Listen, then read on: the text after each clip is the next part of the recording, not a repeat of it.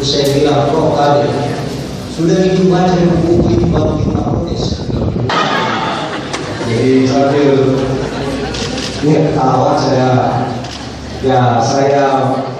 sekedar bercanda di pengalaman empirik dalam perjalanan hidup saya. Tidak apa-apa ya, tidak apa-apa. Sambil saya cerita, saya perlihatkan foto yang ada dalam